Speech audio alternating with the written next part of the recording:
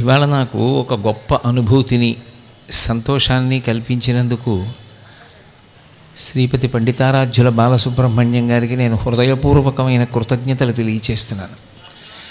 ఏమిటి నాకు మిగిలిన గొప్ప అనుభవం, సంతోషం అంటే, ఏ సభకి వెళ్ళినా 6:30 అయ్యేటప్పటికీ ఏం జరుగుతున్నా ఆపేసి మొదలు పెట్టండి అని మైక్ ఇస్తారు తప్ప, ఈ మధ్యకాలంలో కొన్ని దశాబ్దాలుగా ఏ సభలో ఎవరు మాట్లాడుతున్నా విన్న పాపానికి నేను పోలేదు. కానీ ఇన్నాళ్ళకి వేదిక మీదే కూర్చుని ఎవరు దగ్గరికి వచ్చే అవకాశం ఉండదు కాబట్టి హాయిగా ప్రశాంతంగా ఇంతమంది పెద్దలు మాట్లాడినటువంటి మాటలు వినేటటువంటి భాగ్యానికి నోచుకున్నాను. నిజానికి అక్కడికే నన్ను పరిమితం చేసి ఉంటే నేను చాలా సంతోషించి ఉండేవాడినేమో. ఎందుకని అంటే అదొక గొప్ప అదృష్టం కదూ. అటువంటి మహానుభావుడి జీవిత చరిత్రకి సంబంధించినటువంటి పుస్తకావిష్కరణ సభలో ఆయనతో కలిసి కొంతకాలం ఉన్నటువంటి వాళ్ళు, ఆయన పాడినటువంటి హరికథలు విన్నటువంటి వాళ్ళు, మాన్యులు వరప్రసాద్ రెడ్డి గారి వంటి వారు సభలో తన అనుభవాల్ని చెప్తుంటే అవి వినడం కూడా ఎంతో సంతోషకరమైన విషయం. ఏమైనప్పటికీ నేను బాలసుబ్రహ్మణ్యం గారి యొక్క ఆజ్ఞని ఔదలదాల్చి ప్రతిసారి నేను ఆధ్యాత్మిక ప్రవచనం చేసినప్పుడు ఎంత సమయం తీసుకుంటానో అంత సమయం తీసుకుంటానేమోనని మీరు బెంగపెట్టుకోవలసిన అవసరం లేదని మీకు మాటిస్తూ కొద్దిసేపు మాత్రమే నేను ఈ ప్రవచన కార్యక్రమాన్ని చేసే ప్రయత్నం చేస్తాను. ఒక్కటి మాత్రం నిజం, ఒక్కొక్కరు ఒక్కొక్క వృత్తిని స్వీకరిస్తారు. ప్రధానంగా ఉపాధిని పోషించుకోవడం, తనని నమ్ముకున్న భార్యాబిడ్డల్ని పోషించడం గృహస్థు యొక్క ప్రధానమైనటువంటి కర్తవ్యం. ఆ కర్తవ్యత నిర్వహణ కొరకు ఏదో ఒక వృత్తిని స్వీకరించవలసింది. అందులో మాన్యులు సాంబమూర్తి గారు హరికథాగానం చేశారు. ఆ హరికథాగానంలో ఎవరో తయారు చేసినటువంటి హరికథలు పాడడం ఎంతమాత్రం దోషం కాదు. అందున విశేషించి ఆదిభట్ల నారాయణదాస్ గారు లాంటి ప్రముఖులు రచించినటువంటి హరికథల్ని పాడడం తక్కువ కాదు, సామాన్యమైన విషయమూ కాదు. కానీ అంతకన్నా ముందుకు వెళ్ళి రామాయణ భారత భాగవతాది గ్రంథములను బాగా పరిశీలించి తనంత తానుగా స్వయంగా హరికథని తయారు చేసి ఆశువుగా ఆ పాడడం, అంతమందిని మెప్పించడం చాలా చాలా గొప్ప విశేషం. హరికథ అనేటటువంటిది చాలా క్లిష్టమైనటువంటి ప్రయోగం. ఎందుకని అంటే విష్ణు సహస్రనామ స్తోత్రాన్ని ఇక్కడ కూర్చుని చదవమన్నారనుకోండి, తేలికగా చదవచ్చు. అదే విష్ణు సహస్రనామ స్తోత్రాన్ని ఈ ప్రాంగణం చుట్టూ ప్రదక్షిణం చేస్తూ చదువు అన్నారనుకోండి, నేను అక్కడ దాకా వెళ్ళేటప్పటికి ఆయాసం వస్తుంది. ఆయాసం వస్తే పద విభాగం చేసేటప్పుడు ఎక్కడ దోషం రాకుండా ఎక్కడ ఆపుకోవాలో అక్కడ ఆపుకుంటూ చెయ్యాలి. అది చాలా కష్టం. అటువంటిది హరికథ చెప్పేటప్పుడు ప్రధానమైనటువంటి కథాభాగాన్ని విడిచిపెట్టకూడదు. ఎక్కడా పుస్తకాధారాన్ని స్వీకరించడానికి అవకాశం ఉండదు. ఒకే వ్యక్తి అన్నిటినీ మేళవించి పండించవలసి ఉంటుంది. ఒక పక్క పాట పాడుతూ ఉండాలి, ఒక పక్క నృత్యం చేస్తూ ఉండాలి, ఒక పక్క చిడతలు వాయిస్తూ ఉండాలి. సభ యొక్క పరిస్థితిని దృష్టిలో పెట్టుకొని సున్నితమైనటువంటి హాస్యాన్ని కథావస్తువుకి దూరం కాకుండా పండించవలసి ఉంటుంది. అదే సమయంలో హరికథని ఆధారం చేసుకొని సమాజానికి ఇవ్వవలసినటువంటి సందేశాన్ని, కొన్ని హితవాక్కులను అందించవలసి ఉంటుంది. రామాయణ భారత భాగవతాది ప్రధానమైనటువంటి ఇతిహాసములను స్పృశించినప్పుడు పెద్దలు చెప్పినటువంటి పద్యములను కూడా ఆయా సందర్భాల్లో స్వీకరించవలసి ఉంటుంది. ఇన్నిటి మీద ఏకకాలంలో పట్టున్న వ్యక్తి తప్ప హరికథని వృత్తిగా స్వీకరించి పండించి దాదాపుగా 4 దశాబ్దముల తర్వాత కూడా ఆయన జ్ఞాపకం ఉండిపోయేటట్టుగా కథ చెప్పడం సామాన్యమైన విషయం కాదు. ఇది ఒక ఎత్తైతే, వారు త్యాగరాజస్వామి వారు ఏ ఉంచవృత్తిని స్వీకరించారో ఆ ఉంచవృత్తిని స్వీకరించి దేని కొరకు? జీవనం కోసం కాదు. త్యాగరాజస్వామి ఆరాధనోత్సవం చెయ్యడానికి దాదాపు ఒక 40 రోజుల పాటు అటువంటి విధానం ద్వారా సేకరించినటువంటి ధనాన్ని కానివ్వండి, వస్తు సంభారములను కానివ్వండి, ఆ ఉత్సవ నిర్వహణ కొరకు ఉపయోగించడం కేవలంగా ఏదో ఒక సభా నిర్వహణ కొరకు, ఒక కార్యక్రమ నిర్వహణ కొరకు వారు ఎంచుకున్న మార్గం అని నేను అనుకోవట్లేదు. నేను ఎందుకు అనుకోవట్లేదని అంటున్నానంటే, నేను ఇవాల్టి వరకు శ్రీకాళహస్తిలో ఉన్నాను ప్రసంగాలు చేస్తూ. శ్రీకాళహస్తి నుంచి నెల్లూరులో ఈ సభలో పాల్గొనడం కోసం వస్తున్నప్పుడు దీనితో బాగా పరిచయం ఉన్నటువంటి రాఘవేంద్రరావు, ధనంజయ వీళ్ళందరూ నాతో ఉన్నారు. నేను ఇప్పుడు ధనంజయ అని ఒక మాట అడిగా. ఒక సభని నిర్వహణ చెయ్యాలి అంటే వనరులను సమకూర్చుకోవడానికి అనేకమైన మార్గాలు ఉంటాయి. అందులో లబ్ధప్రతిష్ఠుడైనటువంటి వ్యక్తి ఆయన కుమారుడే అయినప్పుడు మీరు ఇప్పటికీ కూడా ఆ ఉంచె వృత్తినే కొనసాగించి ఉత్సవాలు నిర్వహించడం వెనక మీరు గమనించినటువంటి ఆసక్తికరమైన అంశం ఏదైనా ఉందా అని అడిగాను. అడిగితే ఆయన నాకు అద్భుతమైన సమాధానం చెప్పాడు. మా ధనంజయ నాతో మాట్లాడుతూ అన్నాడు, ఈ ఉంచె వృత్తితో సంబారాల్ని సమకూర్చుకోవడం కోసం 40 రోజుల పాటు పాట పాడుతూ వెడుతుంటే వెనక ప్రక్కవాయిద్యాలు వాళ్ళు అనుగమిస్తూ ఉంటే ఒకానొక రోజున నేను అలా భిక్ష స్వీకరించడం కోసమని ఒకవైపుకు వెడుతున్నాను. అక్కడ ఒక యాచకురాలు కూర్చునుంది. ఆ యాచకురాలు మాకేదో సహకారం చేస్తుందని ఊహించం కదా, నేను ఆమెకి ఏదైనా ఒక నాణ్యమో ఒక కాగితమో ఇవ్వాలి. కాబట్టి నేను ఆమెని పక్కన పెట్టి అవతల వైపుకి వెడుతున్నాను జోలి పట్టుకుని. కానీ ఆమె తటాలున లేచి నిలబడి, అయ్యా నేను ఈ అవకాశం కోసమే ఇక్కడ కూర్చున్నాను, త్యాగరాజస్వామి ఆరాధనోత్సవాలలో నా వంతు ఇది వెయ్యాలని కూర్చున్నాను, నన్ను వదిలిపెట్టి వెళ్ళిపోతారే, నా జన్మ పండాలి కదా అని పిలిచి ఆమె ద్రవ్యం వేసిందండి. అప్పటి వరకు ప్రధాన గాయకుణ్ణి అనుగమించి పాడుతూ వెడుతున్నటువంటి నాకు మౌనము ఆశ్చర్యమైంది. నాకు సాంబమూర్తి గారు ఎందుకు ఈ కార్యక్రమాన్ని ఇలా నిర్దేశించి వెళ్ళిపోయారు అన్నది అప్పుడు అర్థమైంది. ఎందుకని అంటే ఒక కార్యక్రమానికి వనరులు సమకూర్చుకోవడం అంత తేలికైన విషయమే ఇవాళ. ఎందుకని అంటే బాలసుబ్రహ్మణ్యం గారి తండ్రి గారు ప్రవేశపెట్టిన కార్యక్రమము అంటే ఇప్పుడే ఎవరో 10,000 రూపాయలు విరాళం ఇవ్వడం నేను చూశాను. వరప్రసాద్ గారి వంటి మాన్యులు తలుచుకుంటే ఇది ఒక 50 సంవత్సరాల వరకు నిర్వహించడానికి కావలసినటువంటి ద్రవ్యాన్ని అందిస్తారు. తన కుమారుడంత లబ్ధప్రతిష్ఠుడని తెలుసున్నా కూడా సాంబమూర్తి గారు అటువంటి విధానంలో ఈ ఉత్సవాలు చెయ్యమని చెప్పలేదు. ఎందుకు చెప్పలేదు అంటే ఒక్కటే కారణం, త్యాగరాజస్వామి ఎవరు, ఆదిశంకర భగవత్పాదులు ఎవరు అని అడగవలసిన రోజు రాకుండా ఉండాలి అంటే వారు బాగా కిందకొచ్చి త్యాగరాజస్వామి ఏది చేశారో అది అన్ని రకములైనటువంటి అహంకారములను పరిత్యజించి ఆయన స్వీకరించి అదే సంప్రదాయంగా ఉత్సవాలు జరగాలి అని నిర్ణయం చేశారు. కానీ అలా జరగాలని కోరుకున్నప్పుడు వారు ఎంచుకున్నటువంటి ఆ మిత్రుడు కూడా అంత అద్భుతమైన వ్యక్తి. ఆనాడు ఏ వ్యక్తి ఆయనతో కలిసి పనిచేశారో వారి కుమారుడు ఇప్పటికీ కూడా అలాగే చేసుకొస్తున్నారు అంటే నిజంగా ఆ తండ్రి యొక్క హృదయాన్ని పట్టుకోగలిగినటువంటి వ్యక్తి. ఆ యనమండ్ర వారు ఇందాక వేదిక మీదకి వచ్చారు. తండ్రి గారు అలా చేసినందుకు గొప్ప ఫలితం, గానగంధర్వుడై అంతర్జాతీయ ప్రఖ్యాతి పొంది ఉత్తర భారతదేశం వరకు ఎక్కడ ఏ దేవస్థానానికి వెళ్ళినా ఎస్పి బాలసుబ్రహ్మణ్యం గారి కంఠం వినపడుతూ ఉంటుంది.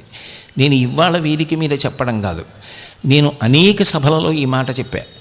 మొన్న విశాఖపట్టణంలో నేను బులయా కాలేజీలో విద్యార్థులను ఉద్దేశించి ప్రసంగిస్తూ ఒక మాట అన్నాను, జీవితంలో చేసిన మంచి పనులు ఉత్తరక్షణం మనకే ప్రయోజనాన్ని ఇవ్వాలని లేదు అని సాంబమూర్తి గారి జీవితం గురించి చెప్తూ వారు చేసిన మంచి పనికి వారే బాలసుబ్రహ్మణ్యంగా ఇప్పుడు తిరుగుతున్నారు సమాజంలో. ఆత్మావై పుత్రనామాసి అంటే తండ్రి కొడుకుగా తిరిగి జీవిస్తూ ఉంటాడు అని. అయినప్పుడు ఆయన అంత లబ్ధప్రతిష్ఠులయ్యారు అంటే తండ్రి గారి యొక్క అకుంఠితమైనటువంటి దీక్ష. వీళ్ళందరూ ఇప్పటికీ ఈ సంప్రదాయాన్ని కొనసాగిస్తున్నప్పుడు దాని గురించి తెలియని పిల్లలు, ఏ 8వ తరగతో 10వ తరగతో చదువుకుంటున్న ఒక పిల్లవాడు తన ఇంట్లోంచి చూసి, అమ్మ వీళ్ళు ప్రతిరోజు కనపడేటటువంటి బిచ్చగాళ్ళల్లా లేరు కదా, వీళ్ళు ఏవో కీర్తనలు పాడుకుంటూ వెడుతున్నారు, వాద్యాలు మ్రోగిస్తున్నారు, అందరూ పరమగౌరవంగా వెళ్ళి వేస్తున్నారు. అలా వేయడంలో ఏదో పుణ్యాన్ని సంతరించుకున్నామని, ఒక ప్రాచీన సంప్రదాయానికి ప్రాణం పోస్తున్నామన్న తృప్తిని పొందుతున్నారు. ఏమిటమ్మా అది, ఎందుకమ్మా వేషంతో వెడుతున్నారు, వాళ్ళు బిచ్చగాళ్ళలా లేరే అని అడగడం పరమసహజం. అలా అడిగినప్పుడు, ఒకప్పుడు ఈ దేశంలో త్యాగరాజస్వామిని ఒక ఆయన ఉండేవారా, తెలుగులో కీర్తనలు ఎక్కువ చేశాడరా, మహానుభావుడు, ఆయన సద్గురు. ఒక్కొక్క కీర్తన చేస్తే ఎంత పటుత్వంతో చేశారోరా. ఆయన సమస్తం మరిచిపోయి భగవంతుని యందు సంగీతంలో లీనమైపోయి, భారతీయ సంప్రదాయంలో ఏ విద్య అయినా చిట్ట చివరికి పరమేశ్వరుని యందు లీనమైపోవడానికి పనికొస్తుంది అన్న సిద్ధాంతానికి ప్రాణం పోసి త్యాగరాజస్వామి చిట్ట చివరికి నాదోపాసన ద్వారా పరమేశ్వరుని యందు లయమైపోయారా. ఆయన చేసిన కీర్తనలు అజరామరములు. మన ఇంట్లో పుస్తకం ఉంది, పరిశీలించు. పెద్దలు పాడుతూ ఉంటారు, 40 రోజులు సభలు జరుగుతాయి, ఎందరో విద్వాంసులు వచ్చి కచేరీలు చేస్తారు. అంటే ఇక్కడికి వచ్చి కూర్చున్నటువంటి పిల్లల్లో ఎవరు స్ఫూర్తి పొందుతారో, ఇందాక ఇక్కడ పాట పాడినటువంటి చిన్నపిల్లల్లో ఎవరు ఆ స్ఫూర్తిని పొందుతారో, ఎవరు మళ్ళీ భారతీయ సంగీత వైభవాన్ని నిలబెట్టి వేరొక త్యాగరాజస్వామి అవుతారో, అలా అవడానికి ఒక ప్రశ్నలో ఉంచి అలా జీవితాలు ఆవిర్భవించడానికి సాంబమూర్తి గారు ఎంచుకున్నటువంటి మార్గం ద్వారా ఆయన శాశ్వతులై అపారమైనటువంటి కీర్తి గణించారు. నిజంగా సంగీతం పట్ల, త్యాగరాజస్వామి పట్ల ఆ సంస్కృతి ఈ దేశంలో కొనసాగాలనేటటువంటి ఆయన అకుంఠిత దీక్షకి అత్యద్భుతమైనటువంటి మార్గం ఈ పట్టణంలో మాత్రమే జరిగేటటువంటి ఈ ఉత్సవ విధానం. అయితే ఇవాల్టి సభలో ఆశ్చర్యకరమైన విషయం ఏమిటంటే, ఏ మహానుభావుడితో తన జీవితాన్ని పంచుకున్నారో, ఏ మహానుభావుడి యొక్క జీవితాన్ని తాను ప్రత్యక్షంగా పరిశీలించారో, ఆయన కన్నా ఆమె వేరు కారో, ఇద్దరూ ఒక్కటో, ఏ మహానుభావుడు జీవితంలో ఎన్ని కష్టాలు అనుభవించి ఎదురొడ్డి ముందుకెళ్ళారో, ఏదో క్రీడాకారులు కాదు, శరీరాన్ని సిద్ధంగా ఉంచుకోవడం అన్ని విధాల. ఒక హరిదాసు పాట పాడేటప్పుడు ముందుకి వెనక్కి నడవడానికి, గంతులు వెయ్యడానికి చాలా సందర్భాల్లో పైన వస్త్రం కూడా ఉండదు, ఉత్తరీయాన్ని తీసి నడుముకి కట్టుకుంటారు. ఒక మూల నిలబడితే, ఇప్పుడంటే ఇంకాను అనేక రకములైనటువంటి సౌకర్యములు వచ్చాయి. నేను ఇదే ఉత్సవాలకి సంబంధించిన ఒక సంచికలో చూశాను, 2 పొడుగు బల్లలు వేస్తే ఆ 2 పొడుగు బల్లల మీద కూర్చుని ఒక ఆయన మృదంగం వాయిస్తున్నారు, ఇంకొక 2 పొడుగు బల్లల మీద కూర్చుని ఒక ఆయన వైలిన్ వాయిస్తున్నారు. ఒకప్పుడు ఇక్కడ జరిగినటువంటి ఉత్సవాలు ఆ స్థాయిలో జరిగాయి, అంత సంతృప్తితో చేశారు. అయినప్పుడు దోమలు కరిచేస్తూ ఉంటాయి, అనేకమైన దీపాలు పెడతారు. ఇప్పట్లా కాదు అప్పుడున్న పరిస్థితి. పంటల మించి వచ్చినటువంటి పురుగులు వీపంతా కరుస్తాయి, వీపు అందదు, మెడలో ఉన్నటువంటి పుష్పహారాన్ని తీయడం కుదరదు. ఒక్కొక్కసారి ఏ లిల్లీ పూల వంటి మాలో తీసుకొచ్చి మెడలో వేస్తే అందులోంచి ఒంటి వేడికి పైకొచ్చినటువంటి పెద్ద పెద్ద ఆకుపచ్చ గొంగళీ పురుగులు వీపునంతటినీ కొరికేస్తాయి. నీకెలా తెలుసు అంటారేమో, స్వానుభవమున చెప్పు చవటలారా. నాకు స్వానుభవం ఉంది అటువంటివి. ఒక్కొక్క సందర్భాల్లో నేను ఇంటికి వెళ్ళి లాల్చీ బనీను విప్పేస్తే నా భార్య కళ్ళమ్మట నీళ్లు పెట్టుకున్న రోజులు ఉన్నాయి. యథార్థమైనటువంటి మాట చెప్తున్నా. ఏమి దండలు వేయడం అండి, ఇదా దండలు వేసే విధానం అని. అందులోంచి వచ్చినటువంటి పురుగులు లాల్చి లోపలికి వెళ్ళిపోయి వీపుని కరిచేస్తుంటే, ప్రవచనం చేస్తున్నవాడు వీపు తడువుకుంటుంటే ఏం బాగుంటుంది. అలాగే భరించి ఇంటికెళ్ళి ఎంత తొందరగా విప్పేద్దామని విప్పేటప్పటికి అప్పటికే కరిచేసినటువంటి గొంగళీ పురుగుల కాట్ల వల్ల వాటి నుండి స్రవించినటువంటి విషం శరీరంలోకి వెళ్ళి ఎర్రటి బొబ్బలెక్కిపోతే భార్య కాకపోతే ఎవరు బాధపడేది? అది ఆమె సహజ హక్కు. ఎన్ని కష్టాలు పడ్డారో హరిదాసుగా. అదేం సామాన్యమైనటువంటి కళ కాదు. ఇవాళ హరికథ గురించి 40 సంవత్సరాల తర్వాత పుస్తకం వచ్చింది అని ఆ గ్రంథ రచయిత చెప్పారు. 40 సంవత్సరాల తర్వాత పుస్తకం వచ్చింది అని చెప్పడం కన్నా నిజానికి ఆ హరికథా గానంలో ఉండేటటువంటి కష్టం, హరికథా గానము ద్వారా సమాజానికి చేసేటటువంటి సేవ ఎంత గొప్పదో, అటువంటి సేవ చెయ్యడంలో ఉండేటటువంటి క్లేశాలు ఎటువంటివో ఆ పుస్తకంలోనే ఉన్నాయి. నేను పూర్వం చదవలేదు, ఇక్కడ చదివాను.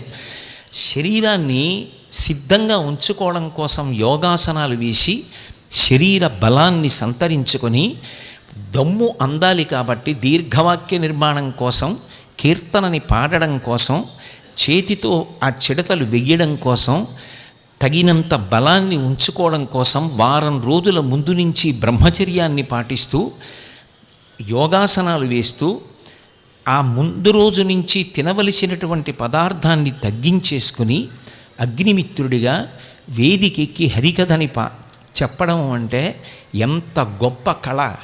అటువంటి కళకి పట్టాభిషేకం చేసినటువంటి పట్టణం ఈ నెల్లూరు పట్టణం. ఇంతకన్నా నేను ఆ పుస్తకం గురించి ఎక్కువ మాట్లాడదలుచుకోలేదు.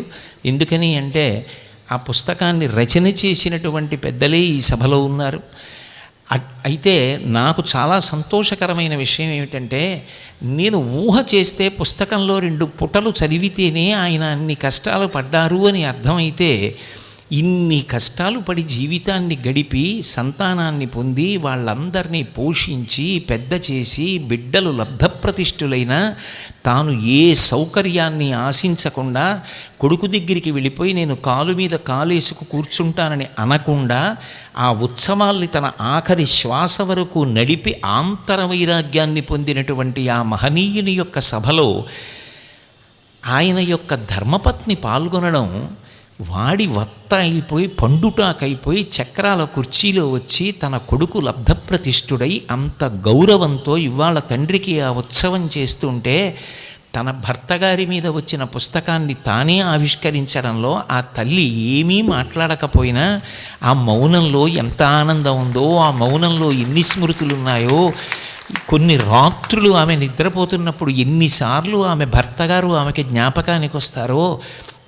నిజంగా ఇవాళ అందరూ సాంబమూర్తి గారి గురించి మాట్లాడుతుంటే ఈ సభలో తొందరగా పుస్తకావిష్కరణ చేసి వెళ్ళిపోతుంది మా అమ్మ కూర్చోలేదు అని వారి తనయుడు చెప్పినప్పటికీ కూడా ఇటువంటి అమృత గడియలను జార విడుచుకోలేనని మహాతల్లి కొద్దిగా ఏదో గ్లూకోజ్ నీరు వంటిది ఏదో తీసుకుంటే పెదవుల పక్క నుంచి కారిపోతుంటే ఆ పక్కనున్న తల్లి ఆమె కొంగు పెట్టి తుడుస్తున్నారు. అయినా అంత శరీరం వాడి వత్తైపోయినా శోషించిపోయినా నా జీవితానికి ఇంతకన్నా సంతోషకరమైన విషయం ఏముంటుందని శరీర క్లేశాన్ని అధిగమించి కూర్చుని సభలో వీక్షిస్తున్నటువంటి ఆ మాతృమూర్తి యొక్క ఆనందంలో నేను పరకాయ ప్రవేశం చేసి సంతోషిస్తూ ఆమె పాదారవిందములకు సాంజలి బంధకంగా నా శిరస్సు తాటించి నమస్కరిస్తూ, హరిదాసు అనేటటువంటి వాడు హరికథని చెప్పడంతో పాటుగా వాగ్గేయకారుడై తనకి తానుగా ఒక రచన చేయడం అనేటటువంటిది అత్యంత కష్టం. ఒక విషయాన్ని 2 గంటలు మాట్లాడండి అంటే మాట్లాడడం తేలిక, కానీ 3 ముక్కల్లో మాట్లాడండి అంటే 2 గంటలు మాట్లాడిన వాడికన్నా 3 ముక్కలుగా మాట్లాడినవాడు బాగా మాట్లాడినప్పుడే సమయోచిత ప్రజ్ఞ కలిగినవాడు. త్యాగరాజాది మహర్షులు, నేను మహర్షులు అని ఎందుకంటున్నానంటే ఋషి అన్న మాటకు అర్థం ఏమిటంటే ద్రష్ట, దర్శించినవాడు అని. వారు చూసేటటువంటి కోణమే వేరుగా ఉంటుంది. అది ఏదో రాత్రి నిద్ర పట్టకో, కాలక్షేపానికో, సరదాకో, ఎవరి మెప్పు కోసమో వ్రాసుకున్నటువంటి కీర్తనలు కావు. రామాయణం చదివాను, రామాయణం మీద ప్రవచనాలు చేశాను అండం ఒకెత్తు, రామాయణాన్ని అనుభవించడం ఒకెత్తు. నేను ఒకసారి మా గురువుగారితో మాట్లాడుతూ ఏం చదువుతున్నావు రా అని అడిగితే, గురువుగారు ఒక 5 రోజులుగా రామాయణం అయోధ్యకాండ చదివాను అన్నాను. అయిపోయిందా అన్నారు. అయిపోయింది అన్నాను.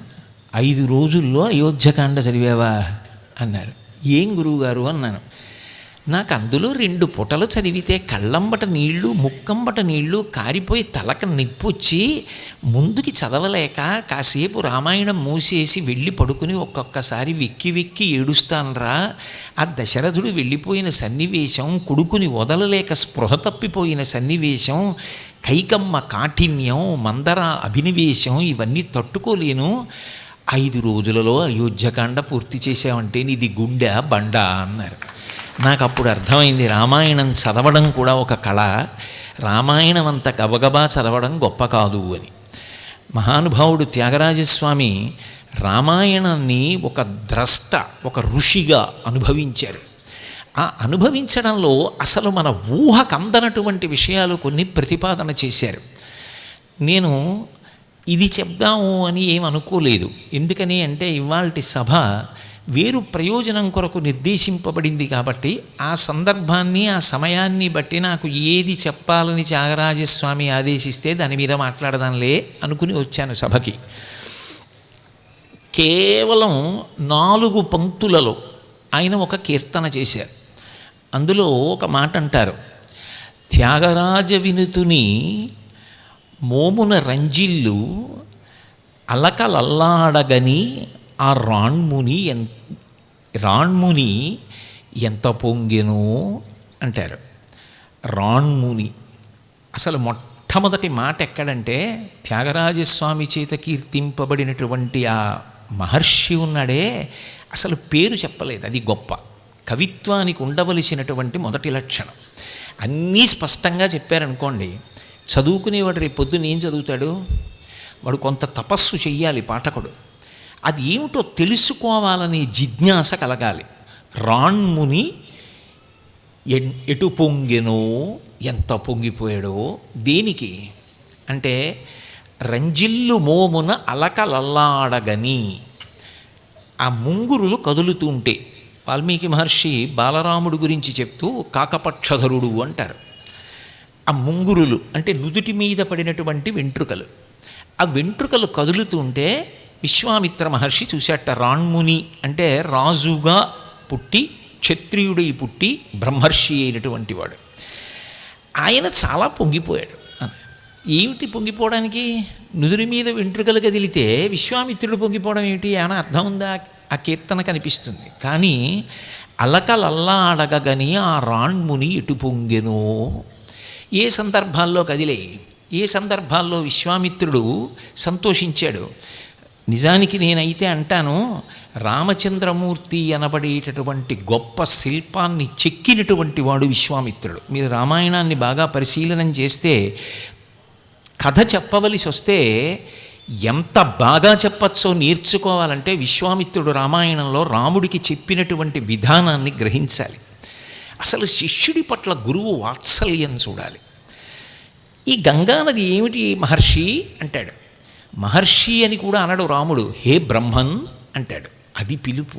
ఏమి అమృతం! గురుర్బ్రహ్మ, గురుర్విష్ణు, గురుర్దేవో మహేశ్వర, గురు సాక్షాత్ పరం బ్రహ్మ. హే బ్రహ్మన్, ఈ నది గొప్పతనం ఏమిటి అంటాడు. సంక్షిప్తంగా చెప్తాడు. కొంతసేపు అయిన తర్వాత గురువుగారు ప్రశాంతంగా ఉన్న సమయం చూసుకుంటాడు రాముడు. సాయంకాలం నిత్యోచిత కర్మలు పూర్తయిపోయిన తర్వాత పొద్దున్న సంక్షిప్తంగా చెప్పారు. అసలు ఆ గంగ ఎందుకు భూమి మీదకు వచ్చింది, ఎలా వచ్చింది, పరమశివుడు దాన్ని ఎలా పట్టాడు, నాకు వివరంగా చెప్పరా అంటాడు. అసలు మీరు రామాయణం చదవాలి. అది దృశ్యకావ్యం. అసలు విశ్వామిత్రుడు చెప్పే రీతి ఒక ఉపాధ్యాయుడికి అది గొప్ప శిక్షణ తరగతి. అంత అందంగా చెప్తాడు.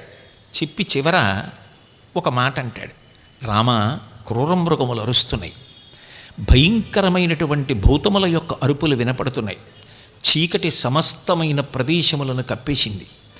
అంటే ఇది నిద్రపోవలసిన సమయం. రామ, నీకు భద్రమగుగాక, పడుకో. ఎంత ప్రేమండి, ఎంత వాత్సల్యం అండి గురువుది. పడుకో అని చెప్పవలసి వస్తే పడుకో అండవు. రామా నీకు భద్రమగుగాక, రామా నీకు మంగళమగుగాక, పడుకో అంటే. అసలు ఆ గురువుతో మమేకమయ్యాడు బాలకాండలో. ఇంతకీ త్యాగరాజస్వామి 2 సందర్భాలు చెప్పారు. ఈ 2 సందర్భాలలో విశ్వామిత్రుడు రాముని యొక్క అలకలల్లాడగని. ఏ 2 సందర్భాలు అంటే, మారీచు చిలువు మీరగా మారీచుని మదమణచే వేళ, బాగా అందంగా ఉండేటట్టుగా మారీచుడు మదమణిచ్చట. ఏమైనా అర్థం ఉందా? ఆయన అప్పుడే చక్కగా పంచె కట్టుకుని బయటికి వచ్చారండి. అందంగా ఉన్నాడండి, భూషణాలు పెట్టుకున్నాడండి, రాజకుమారుడండి, యవరాజ్య పట్టాభిషేకానికి వెళ్ళాడండి, ఏనుగు మీద వెడుతున్నాడండి, అందంగా ఉన్నాడండి, అర్థం ఉంది. మారీచుడితో యుద్ధం చేస్తున్నాడు. ఎవరు? ఊనషోడశవర్షో మే రామో రాజీవలోచన నయుద్ధయోగ్యతామస్య పశ్యామి సహరాక్షసై అని దశరథుడు గుండెలు బాదుకున్న రామాయణం. 16 ఏళ్ళు లేవు. మారీచాది రాక్షసులతో యుద్ధం ఎలా చేస్తాడు, నా కొడుకుని పంపలేను అని బెంగ పెట్టుకున్నాడు దశరథ మహారాజు. అంత చిన్న పిల్లవాడు. మారీచుడే చెప్పాడు, అజాత వ్యంజన శ్రీమాన్ పద్మపత్ర నిభీక్షణ ఏకవస్త్రధరో ధన్వీ శిఖీ కనకమాలయ అని చెప్పాడు ఆ రాముడి గురించి. రామాయణం మీద అధికారం అంటే అది త్యాగరాజస్వామిది. అజాత వ్యంజన శ్రీమాన్. ఇంకా ఈయన మగవాడు అనడానికి కావలసిన గుర్తులు రాలేదు, అంటే మీసకట్టు బాగా రాలేదు, గడ్డం బాగా రాలేదు. ఏకవస్త్రధరో, బ్రహ్మచారి కాబట్టి ఏకవస్త్రం కట్టుకున్నాడు. శిఖీ, పిలక పెట్టుకుని ముడేసుకున్నాడు. ఏకవస్త్రధరో ధన్వీ శిఖీ కనకమాలయ, మెళ్ళో బంగారు పూసల మాల వేసుకుని ఉన్నాడు. ఇటువంటి రాముడు మారీచుడితో యుద్ధం చేస్తున్నాడు. మారీచుడితో యుద్ధం చేసేటప్పుడు ఎవరైనా అందంగా ఉంటాడా? చెలువు మీర మారీచుని మదమణ చేవేళ ఏమిటి? యుద్ధం చేసేటప్పుడు ఎవరి ముఖమైన వ్యగ్రతతో ఉంటుంది. అందులో బాలరాముడు యుద్ధం చేస్తున్నాడు. ఒక్క మారీచుడితో కాదు, అక్కడ సుబాహు ఉన్నాడు. అంతకుముందు తాటకా సంహారం చేసి వచ్చాడు. అవతల మహర్షి యజ్ఞం చేస్తున్నాడు. మౌనంతో ఉంటాడు, ఏమీ మాట్లాడడు. ఈ అస్త్రం వెయ్యి అని చెప్పడు. అటువంటప్పుడు అదే మొదటి యుద్ధం. అవతల గురువుగారి యొక్క యజ్ఞం జరుగుతోంది. ఎంత ఒత్తిడి ఉంటుంది.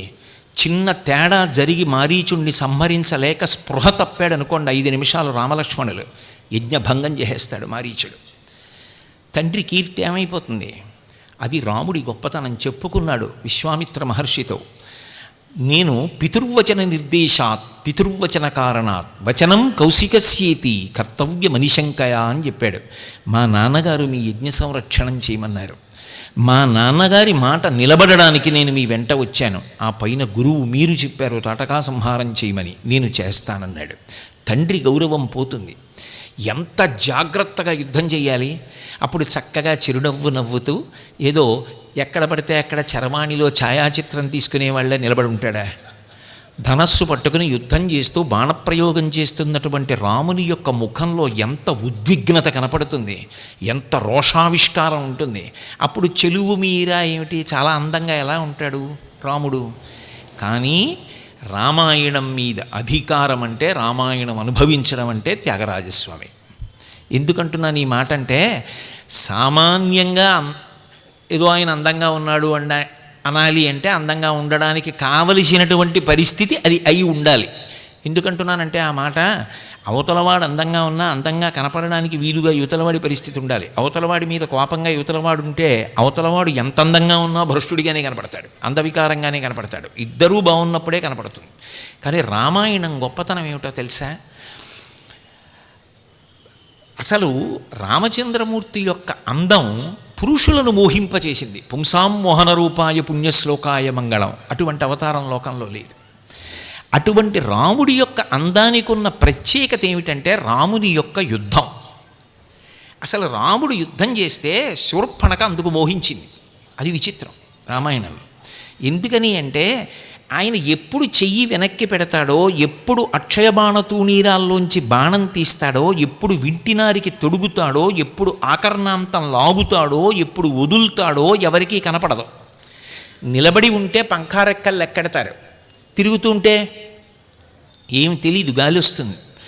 రాముడు యుద్ధం చేస్తున్నాడని ఎలా తెలుస్తుందంటే ఎదుటి వాళ్ళు పడిపోవడం బట్టి తెలుస్తుంది.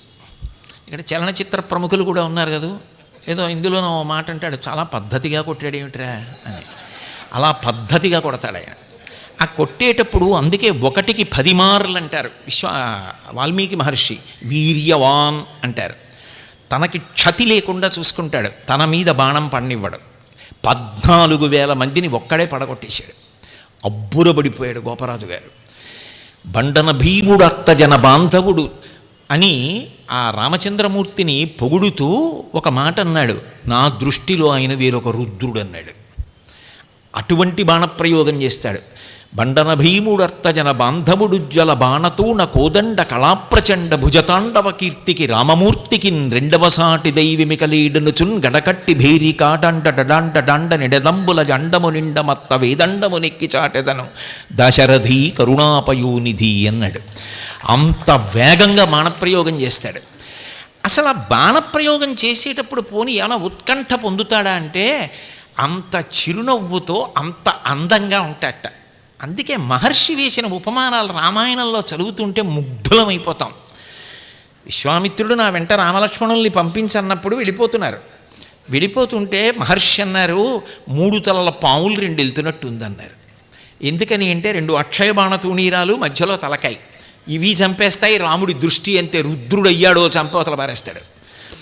3 తలల పాములు 2 ఎడుతున్నట్టు. ఎక్కడా శివకేశవ భేదం పాటించాల. పరమశివుని వెనకాతల హిమవత్ పర్వతం మీద విశాఖుడు నైగమేషుడు అనుగమించినట్లు రామలక్ష్మణులు వెళ్ళారు విశ్వామిత్రుడి వెంట అన్నారు. ఆయన అన్నీ వదిలేశాడు మహానుభావుడు త్యాగరాజస్వామి. సుబాహుని చంపాడుగా, తాటకం చంపాడుగా, అవి చెప్పచ్చుగా. వదిలేశాడు. వదిలేసి ఒక్క మారీచుని మదమణిచే వేళ ఎంత అందంగా ఉన్నాడో.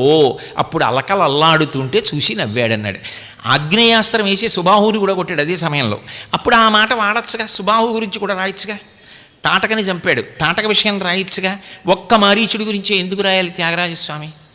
ఎందుకు రాయాలి అంటే అది కవి యొక్క హృదయం, అది వాగ్గేయకారుని గొప్పతనం, అది రామాయణం మీద పట్టు సాధించడం అంటే. లక్ష్మణస్వామి వెంట తిరిగి రాముడో మాట అన్నాడు, లక్ష్మణ, ఇప్పుడు నేను మానవాస్త్రం వేస్తున్నాను.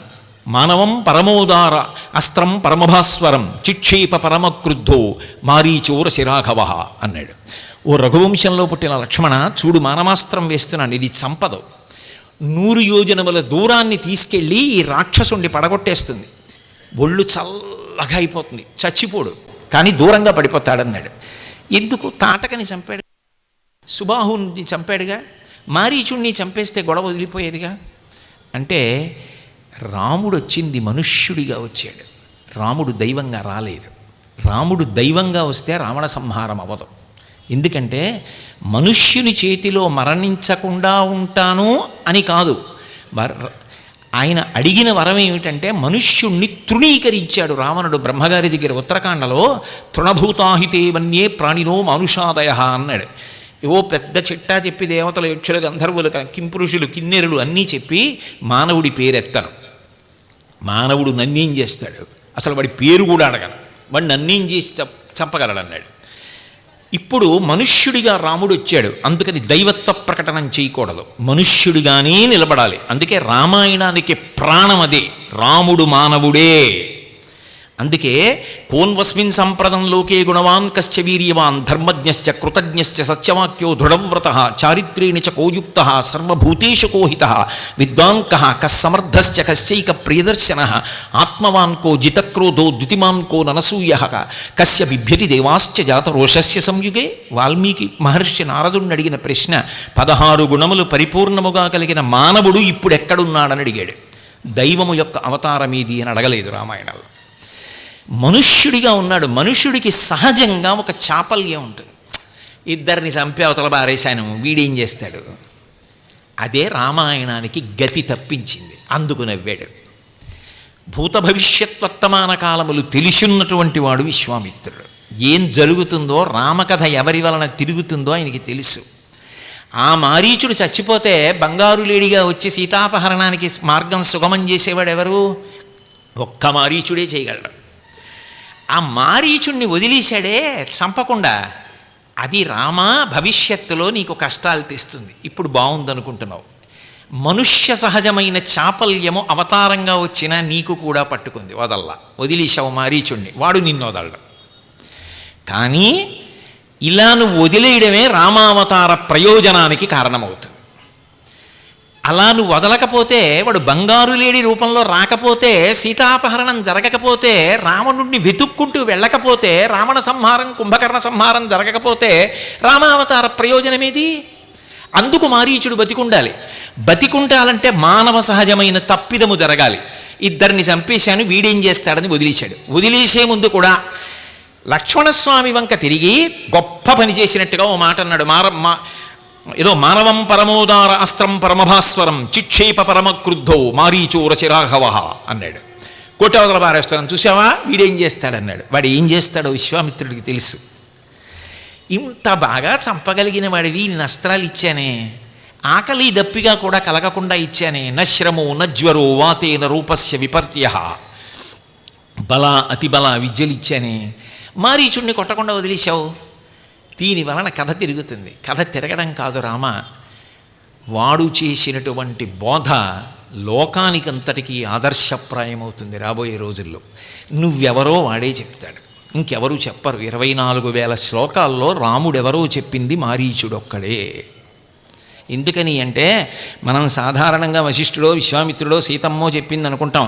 రామో విగ్రహవాన్ ధర్మ సాధు సత్యపరాక్రమ రాజా సర్వస్య లోకస్య దేవానాం అఘవానిప. రాముడంటే రాశీభూతమైన ధర్మమని చెప్పినవాడు మారీచుడు రావణాసురుడితో. నువ్వెవరో చెప్పడానికి వాడు ఉండాలి రామ, నువ్వు వదిలేశావు. రామాయణం కథ తిరుగుతుంది, రామావతార ప్రయోజనం నెరవేరుతుంది. ఇప్పుడు నాకు కావలసినది ఒకటి జరిగింది, దేవతలకు కావలసింది జరిగింది, మనుష్య కోటికి కావలసింది జరిగింది. రావణ సంహారానికి బీజం పడింది వదలడంలో. ఇది విశ్వామిత్రుడి సంతోషం. ఆ సంతోషంలో భలే తప్పు చేశావే, కానీ ఇది లోక ప్రయోజనం కదా. ఎంత అవతారంగా వచ్చినా మనుష్య సహజమైన ప్రవృత్తి నిన్ను వదిలిపెట్టలేదు, చూశావా అని నవ్వాడు. అందుకనే అలకలల్లలాడగని ఆ రాణ్ముని ఎటు నవ్వెనో. ఆయన దృష్టికోణాన్ని చెప్తున్నాడు. అది పట్టుకోగలిగిన వాడెవరు? ఒక్క వశిష్ఠుడికే తెలుస్తుంది. వజ్రం వజ్రేన భిన్నయేత్. ఒకడిలాంటి వాడు రెండో వాడు అయితేనే పట్టుకోగలడు. అందుకే విశ్వామిత్రుడు అన్నాడు, దశరథుడు రాముణ్ణి పంపించనంటుంటే అహం వెద్మి మహాత్మానం రామం సత్యపరాక్రమం వశిష్ఠోపి మహాతేజ ఏచేమే తపసి స్థితా. నీకేం తెలుసు కొడుకని వెర్రెక్కిపోతున్నావు. రాముడెవరో నాకు తెలుసు, వశిష్ఠుడికి తెలుసు, ఇక్కడున్న తపస్సులకు తెలుసు, నీకేం తెలుసు అన్నాడు. రాముడు అవతారం అని విశ్వామిత్రుడికి తెలుసు, కానీ అనడం. అన్నాడు అనుకోండి, అహం దాశరథి అంటాడు. నేను దశరథుడి కొడుకుని, నేను అలా దేవుణ్ణి అనుకోవట్లేదంటాడు. అందుకని అనడు. గురువుగారి గౌరవం పోదు. అదేడు గురుగారు అలా అంటారు కాదు. ఏంటంటే గురువుగారికి తలకాయ తీసేసినట్లు కాదు. అందరికన్నా జాగ్రత్తగా మాట్లాడవలసిన వాడు గురువుగారే. ఆయనే 10 మందితో చెప్పించుకుంటే ఏమందా ఉంటుంది. అందుకే మహానుభావుడు ఆ పరిస్థితిని చూసి నవ్వాడు, సంతోషించాడు. అప్పుడు కదిలిన అలకలు చూసి సంతోషించాడు. ఎందుకో తెలుసా? దీని వెనక ఇంకొక విచిత్రం ఉంది. నన్ను ఏం చెప్పమంటారు, నాకు ఇది ఒక పెద్ద వ్యామోహం. ఏదైనా మొదలెడితే రామాయణం అవి నా కర్మ ఏమిటంటే అలా పోతూ ఉంటుంది అది. అయినా నేను ఇవాళ నేను నిగ్రహించుకుంటాను, మీకు మాటిస్తున్నాను, మిమ్మల్ని వేధించాను. ఆ దెబ్బ తిని పడిపోయాడు కదూ. ఆ తర్వాత రాముడు అరణ్యవాసానికి వెళ్ళాడు. అరణ్యవాసానికి వెళ్ళినప్పుడు దొరికాడురా, సీతమ్మతో వచ్చాడు, ఇప్పుడైనా చంపేద్దాం. అప్పుడు కొట్టాడు మానవాస్త్రంతో నన్ను, ఇప్పటికి దొరికాడని ఇంకొక 2 రాక్షసులతో కలిసి అపారమైన వేగంతో వెడుతున్నాడు. కొమ్ము తిరిగినటువంటి 3 బాణములు తీసి ఏకకాలంలో వింటినారికి సంధించి రాముడు ఆకర్ణాంతంలాగి వదిలాడు. తొడిగాడంటే వింటినారికి, ఇక బాణం తొడిగేశాడంటే మనం బతకమని చెప్పి గిరగిర తిరిగి మారీచుడు పారిపోయాడు. ఆ 3 బాణాల్లో 2 బాణాలు 2 రాక్షసుల్ని త్రుటి కాలంలో చంపేశాయి. రామాయణమంతా రామబాణ వేగమే. అందుకే కిష్కింధకాండలో 1కి 10 మార్లు అడుగుతాడు వాలి, ఆ సుగ్రీవుడు. మా అన్న 7 చెట్లు కదుపుతాడు, మా అన్న ఇంత వేగంగా సముద్రానికి 4 ఒడ్లు కెడతాడు, రాముడు బాణం వేస్తాడా? నీ ముఖం నీకేం తెలుసు, మా అన్నయ్య బాణవేగం ఏమిటో చూడు తెలుస్తుందంటాడు లక్ష్మణస్వామి. అసలు ఆ బాణం వేగం అలా ఉంటుంది. ఆ యుద్ధం చేసేటప్పుడు అందం చూసి శూర్పణఖ మోహించిందంటే ఎక్కడైనా ఉంటుందా లోకంలో? యుద్ధం చేస్తే అంత అందంగా చేస్తాడు రామచంద్రమూర్తి. 14,000 మందిని ఒక్కడే పడగొట్టాడు కదండి. ఎంత అందంగా పడగొట్టేశాడు. ఆ అరణ్యకాండ చదువుతుంటే ఎంత ఆకలేసి ఘమఘమలాడుతున్నటువంటి పప్పు పులుసు పెట్టి భార్య అప్పడాలు వేయించాను భోజనానికి 2 అన్నా కూడా లేవబుద్ధి ఇది. దానికన్నా అరణ్యకాండే రుచి. కాబట్టి ఆ దెబ్బతిన్న మారీచుడు ఎక్కడో పడిపోయాడు, తప్పుకున్నాడు. 2వ మాట బాణపు దెబ్బ. ఆనాటి నుంచి ఓ గుహలోకి వెళ్ళి కూర్చున్నాడు, ఇక బయటికి రాలా. రావణాసురుడు అడిగాడు, నీకు బోల్డన్ని మాయలు తెలుసు కదా, మాయలేడిగా వెళ్ళు, సీతాపహరణం చేస్తానన్నాడు. అసలు నిజంగా మారీచుడు అప్పుడు రావణాసురుడికి చెప్పినటువంటి బోధ పాఠం ఏదుందో అది ప్రతివాడు జీవితంలో చదువుకోవలసినటువంటి శ్లోకాలు. అసలు రామాయణంలో అటువంటి అద్భుతమైనటువంటి ఉపన్యాసాలు కొన్నిటిలో అదొకటి. మళ్ళీ తార మాట్లాడుతుంది, మారీచుడు మాట్లాడాడు. ఇప్పుడు నాకు వ్యవధానం బట్టి ఒక్క విషయాన్ని ప్రస్తావన చేస్తా. సులభాః పురుషారాజన్ సతతం ప్రియవాదినః అప్రియస్యతు పథ్యస్య వక్తా శ్రోతా చ దుర్లభః అంటాడు. ఒరే లోకంలో పొగిడేవాళ్ళు చాలామంది ఉంటారు. ఎందుకంటే మనకెందుకు వచ్చిన గొడవ, ఏదో పొగిడేస్తే గొడవ వదిలిపోతుందని. అవతలవాడు బాగుండాలని కఠినంగా చెప్పేవాడు ఎక్కడో ఒక్కడే ఉంటాడు. అలా చెప్తే వినగలిగిన వాడు లోకంలో కోట్ల మందిలో ఒక్కడు ఉంటాడు. అలా అర్థం చేసుకోగలిగిన వాడు, చెప్పగలిగిన వాడు ఇద్దరు కలిస్తే అది సామాన్యమైన విషయం కాదు. అది చరిత్రని తిరగరాస్తుందిరా. నా మాట వినరా. కళత్రాణి చ సౌమ్యాని మిత్రవర్గం స్తథైవ సా యదీచ్ఛసి చిరంభోక్తం ఆకృధా రామ విప్రియం. నా మాట విను. ఇంతమంది భార్యలున్నారు, కాంచనలంకుంది, రాముడి జోలికెళ్లకు, చంపేస్తాడు, లంకనంతటినీ కాల్చేస్తాడు. రాముడే వచ్చి బాణప్రయోగం చేస్తే తట్టుకోలేవు. అసలు పొంగిపోయాడు భాస్కరుడు తెలుగు రామాయణం చేస్తూ. మండిత విస్ఫులింగ విషమ జ్వలితానల కీలలు అబ్జ గర్భాండమరిండ రామ వసుధాసుపుడేశడు వజ్రసాధనా ఖండిత పంక్తి కంఠ కణకంఠ పురాంతక శైలచాలనొద్దండ బలప్రచండ పురదండ విఖండన చండకాండముల్. రాముడు బాణప్రయోగం చేస్తే అగ్నిహోత్రంతో వచ్చి లంకని కాల్చేస్తాయి, తట్టుకోలేవు, నా మాట విని వదిలి అని ఒక మాట చెప్పాడు. ఒరే, రెండోసారి బాణం వేశాక నేను బయటికి వెళ్ళటం లేదు. ఎందుకు వెళ్ళటం లేదో తెలుసా? ఎవరైనా నా దగ్గరికి వచ్చే రా అంటారేమో అని నాకు భయం. రకారాదీని నామాని రామత్రస్తస్య రావణ రత్నాని చ రథాశ్చైవ విత్రాసం సంజనయంతిమే. నా దగ్గరికి వచ్చి ఎవరైనా రత్నం అందామని రా అంటే తర్వాత మా అంటాడేమో అని పారిపోతాను. రథం అందామని రా అంటే మా అంటాడేమో అని పారిపోతాను. నాకు అంత భయం పట్టుకుందిరా. భీతభక్తి ఊపిరి తీసి వదిలిపెడితే కనపడతాడు. బయటికి ఎందుకు వెళ్ళనో తెలుసా? వృక్షే వృక్షే చ పశ్యామి చీరకృష్ణాజినాంబరం గృహీత ధనుషం రామం పాశహస్తమివాంతకం. ప్రతి కొమ్మ మీద రాముడు ధనస్సు పట్టుకొని బాణం ఎక్కువ పెడుతున్నట్టు కనపడతాడు. అందుకని అసలు బయటికి వెళ్ళను. ఆ రాముడితో నీకేమిటిరా, ఒక్కసారి కొడితే ఇలా అయిపోయాను, నీకెందుకురా అన్నాడు. తెలిసో తెలియకో భీతభక్తితో ఉపాసన చేసి ప్రాణం పోయే ముందు రాముడి కంఠం వచ్చేసింది మారీచుడికి. అసలు రామాయణ రహస్యం అది.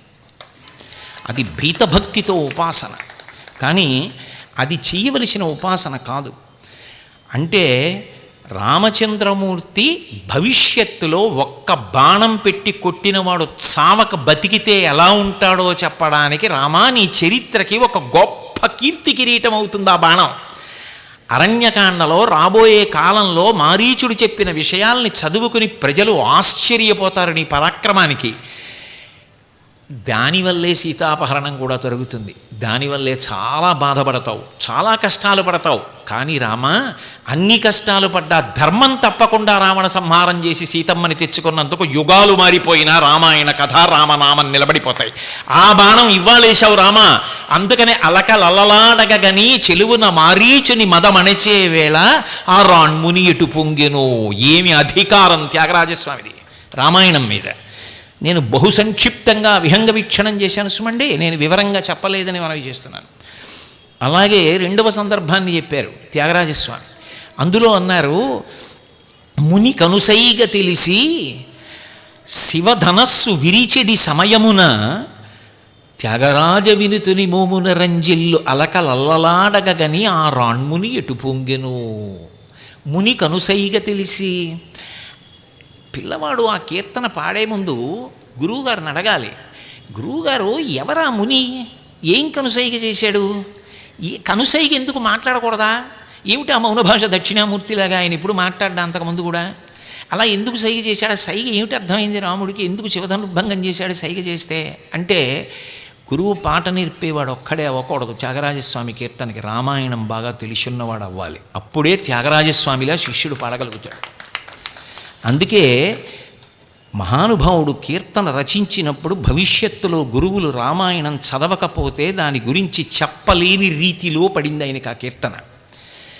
ఏమిటి కనుసైగ తెలిసి అంటే, మనం బాలకాండలో జరుగుతున్నటువంటి సీతాకళ్యాణం కానీ, చదువుతున్న సీతాకళ్యాణం కానీ మీరు నన్ను విశాల హృదయంతో క్షమించగలిగితే ఇవాళ చెప్తున్నటువంటి సీతాకళ్యాణ కథ కానీ రామాయణ పరంగా నిజం కావు. ఎందుకని అంటున్నాను ఈ మాట అంటే, రాముడు గొప్ప ధర్మమూర్తి. వివాహం జరిగినప్పుడు ఈమె నాకు ధర్మపత్నిగా ఉండాలి అన్నది నేను కాదు నిర్ణయించుకోవలసింది. రామాయణ హృదయంలో కొడుక్కి ఎవరు ధర్మపత్నిగా ఉండాలి అని నిర్ణయించవలసిన అధికారము తండ్రికి ఒక్కడికే ఉంటుంది. తండ్రి నిర్ణయించాలి. అందుకే ఇప్పటికీ వివాహం జరుగుతుంటే గౌరీ పూజ చేస్తున్నప్పుడు ఈమెను నేను కోడలుగా స్వీకరిస్తున్నాను అని మామగారు వచ్చి చెప్తేనే వరపూజ, లేకపోతే లేదు. అందుకే చెప్పుకుంది సీతమ్మ, పృథివ్యా రాజసింహానాం ముఖ్యస్య విదితాత్మన స్నుషాధశరథస్యాహం శత్రుసైన్య ప్రతాపిన అని చెప్పుకుంది. ముందు మామగారి పేరు చెప్తుంది కోడలు, అటువంటి ఆయన కోడల్ని అని చెప్తుంది. అందుకే రాముడు దశరథుడు చెప్తే తప్ప సీతమ్మని వివాహం చేసుకోడు. ఈ విషయం తెలియని అమాయకుడా విశ్వామిత్రుడు? మహానుభావుడు, సకల శాస్త్ర ప్రవీణుడు. ఒకటి సాధించాడు. మారీచుడు బతికుండేట్టుగా బాణం పెట్టి కొట్టాడు. ఆ మారీచుడు పగపట్టి రామాయణాన్ని నడిపిస్తాడు. ఇక కావలసింది రాముడికి యోగ్యమైన పిల్లనిచ్చి వివాహం చేయాలి. ఆమె సీతమ్మ ఎక్కడో పుట్టేసింది. ఆమె అయోనిజ. కాబట్టి జనకుడు అనుకుంటున్నాడు, ఈమె అయోనిజ కనుక ఎవరో దేవతలు ఈమెని స్వీకరిస్తారనుకుంటున్నాడు తప్ప ఒక మనుష్యుడికి ఈమె భార్య అవుతుంది అని జనక మహారాజు ఊహించలేదు. పైగా ఆ రోజులలో మనుష్యుడంటే ఈసడింపు. నేను మీకు చెప్పాగా ఉత్తరాఖండలో రావణాసురుడు అడిగిన వరం. అయినప్పుడు రామ, అక్కడ జనకపురిలో శివధనస్సు ఉందో, అది నువ్వు ఎక్కువ పెడితే శివధనుర్భంగం చేస్తే చాలా బాగుంటుంది సీతమ్మ, నీకు ఇచ్చి పెళ్లి చేస్తారోయ్ అన్నాడు అనుకోండి విశ్వామిత్రుడు. ఆ విషయం మా నాన్నగారు కదా చూసుకోవాలి గురువుగారు అన్నాడు అనుకోండి రాముడు. విశ్వామిత్రుడు ఏమైపోతాడు? ఎంతటి మహానుభావుడు విశ్వామిత్రుడంటే! అందుకే రాముడి ధర్మం తెలిసున్నవాడు ఆ గీత దాటి మాట్లాడతాడు? అసలు మాట్లాడ్డు కాబట్టే యజ్ఞం జరుగుతోంది, వెడదాన్ రా అన్నాడు. వెళ్ళారు. సాధారణంగా రాజకుమారులకి ధనస్సులు చూడడం సరదాగా ఉంటుంది కదూ. అందుకని జనకుడి అంతఃపురానికి శిష్యులిద్దరితో కలిసి వెళ్ళాడు. వెళ్ళినప్పుడు ఆయనకి తెలుసు ఎవరిని ఎక్కడ ఎలా కదిపితే అవతలవాడు ఇటువంటి ఉపన్యాసం చెప్తాడో బాగా తెలుసు. విశ్వామిత్రుడి గొప్పతనం అసలు పర్సనల్, ఇప్పుడు ఏదో పర్సనాలిటీ డెవలప్మెంట్ అంటారు, అవన్నీ రామాయణంలో ఉన్నాయి. అంత అద్భుతమైన వ్యక్తిత్వం విశ్వామిత్రుడిది. మీ ఇంట్లో ఏదో ధనస్సు ఉండాలి కదోయ్ అన్నాడు. ఆ పేరు ఎత్తితే చాలా కథంతా చెప్తాడు విశ్వామిత్రుడు. ఆయన మొదలెట్టేశాడు. అధమే కృషత క్షేత్రం లాంగలాదుద్దితామయ క్షేత్రం శోధయతా లబ్ధ్వానాం నాసీతి ఇది విశ్రుత అని మొదలెట్టాడు. నేను ఇప్పుడు యజ్ఞం చేద్దామని భూమిని దున్నాను, నాగేటి చాలుకు తలిగి పద్మావతీదేవిలా కాదు, ఉద్దిత, పైకి లేచింది కుండలిని శక్తి, సాక్షాత్ పరదేవత. అందుకే పైకి లేచింది ఉద్దిత, పైకి లేచేది కుండలిని శక్తి, సాక్షాత్ లలితాపరాభట్టారికా స్వరూపం అయోనిజ. ఆమెకి వరుడు ఎవరవ్వాలి నేను ఎలా తెలుసుకుంటాను? అందుకే శివధనస్సుని మిషపెట్టారు. అది ఎవరెక్కు పెడితే వాడికి ఇస్తాడన్నారు. శివధనస్సుని శివుడు ఎక్కువ పెడతాడు, ఇంకొకడు ఎక్కువ పెట్టాడు.